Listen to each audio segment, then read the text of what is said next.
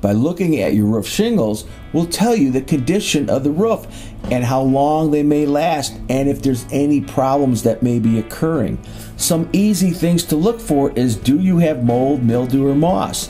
Generally, streaking means that it's shaded. So maybe the trees are shading it. You need to cut some trees down in the backyard. There are products you could buy like zinc sprays that you could put on that clean this stuff off.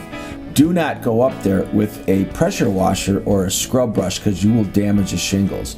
If the shingles have nail pops or uplifted members, in other words, the shingles are uplifting in like 3 to 4 foot sections, well, that's the sheeting that's moving, and the nail pops are pulling up because there's a moisture problem in your house. You have too much humidity. You have to fix the thermal bypass. Go in your attic and look, and you might find some mold and mildew on the north side. Well, you need to seal, insulate, and weather strip the attic access panel, run a dehumidifier, and solve your moisture problem in your house. It might be a dehumidifier. It might be a ventless heater or a ventless fireplace.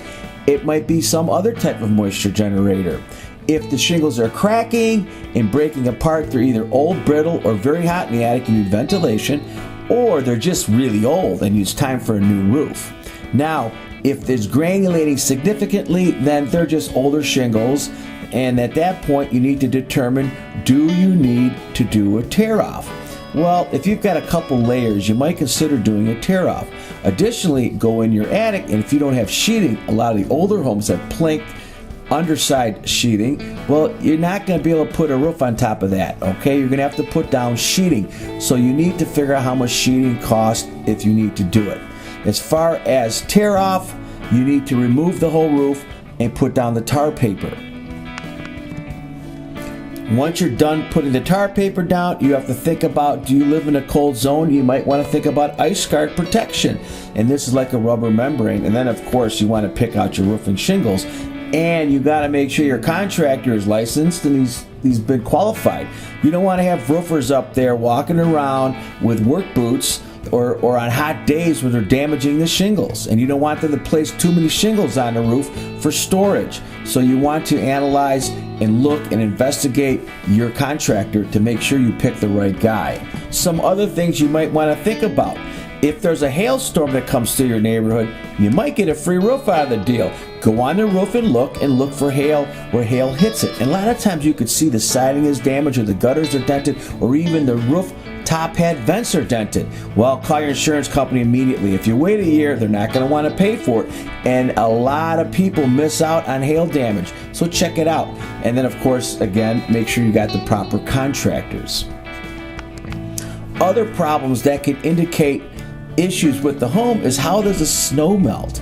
If you've got isolated spots where the snow melts in patchy areas, well, guess what? You've got thermal bypass. In other words, you've got holes in your ceilings or attic access panels that aren't sealed, or doors to attics that aren't sealed, insulated, and weather stripped. And that means hot air is getting up in there. And when that happens, you got negative pressure in the basement. So you could have odors, radon gas, and a whole other set of problems.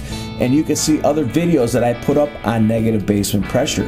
Anyways, you want to take care of the heat loss to the attic. That's going to save you money.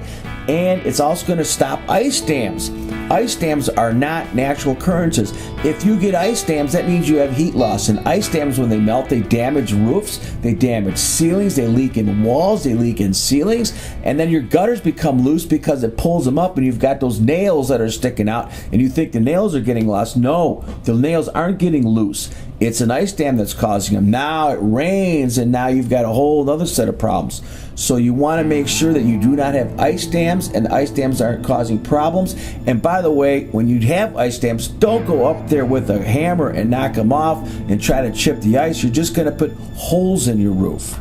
And finally, ventilation is very important. So, you can't mix and match. A lot of the times people have plenty of roof vents, top hats, and all of a sudden your roofer says, oh, you need a ridge vent. So they cover those up, they put a ridge vent in, and then they don't give you soffit vents. Ridge vent manufacturers will not warranty their product unless there's 50% soffit ventilation. They got to put the soffit vents in. In some of these houses, there's no soffits to put the soffit vents in. So you're better off leaving the vents you have. So if you've got top hats, I like top hats. If you have gable vents, the ones on the sides, those generally work great. I rarely see attics with mold with gable vents.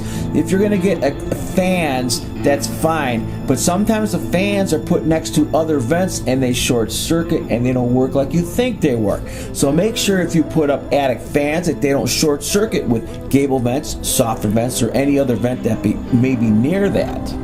Okay, for you people that are really mad at your roofer, if you want to win a case, go up underneath the roof and start looking at the nails and start counting them and find out that he put too many nails in a small area, which means the wood has been compromised, or they double spiked, or they double shot, and also measure the nail ends. It'll tell you if you use the right size nail.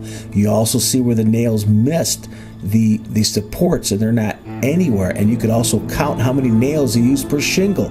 Every manufacturer has a certain amount of nails per shingle. You could do all this upside down, and then that's how you win a case against the roofer, if that's what you wanted to do.